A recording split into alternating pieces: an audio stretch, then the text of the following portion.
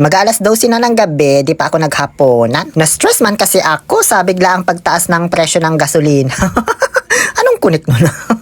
Dahil dyan, dilata lang ang ulam natin for tonight's video. Once a year na lang kasi ako mamalengke, magmula ngayon para makatipid man ng gas.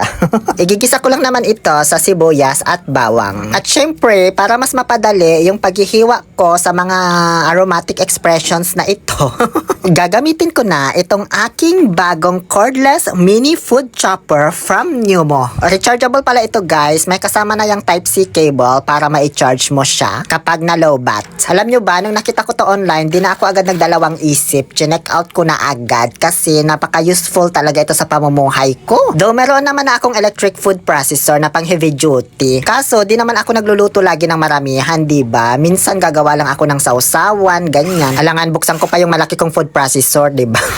Ito, ang cute ng size, tapos no need na isaksak kasi rechargeable naman. Kaya perfect talaga ito sa mga mabilisang luto na nangangailangan ng mga chopped ingredients. Siyempre, bukod sa bawang at sibuyas, pwede rin to sa mga karne, prutas, gulay, nuts, beans, ganon. Basta wag lang masyadong marami, ha? Alangan lagyan mo yan ng 1 kilo man.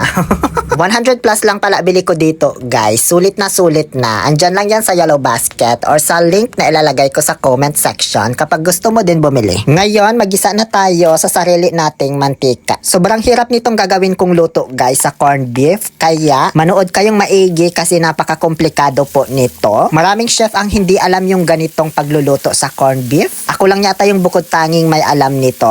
Kaya, you need to take down notes talaga kasi hindi ko na po ito igigate. After ko gisahin yung bawang at sibuyas, nilaglag ko na ang isang latang corned beef. Hinalo-halo konti and then nilagyan ko ng konting asin. Halo-halo ulit and then binuhusan ko ng konting tubig na pinag-anlawan doon sa lata. Para hindi masunog itong ginigisa ko. Gusto ko mangasim-ngasim konti para hindi makatama. Sakto, meron pa ako nitong dried kamyas kaya nilagyan ko ng 7 peraso. Nung malapit na maluto, nilagyan ko na yung toppings niya na hiniwa-hiwang sibuyas.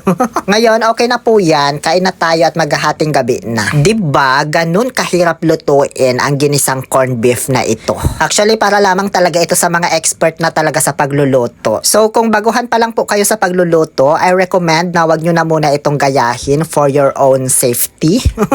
Yun lamang po. Please follow me for more. Muli, ito po ang inyong Lonely Pill Oliver Castro na nagsasabing no to toxicity. Let's make people happy.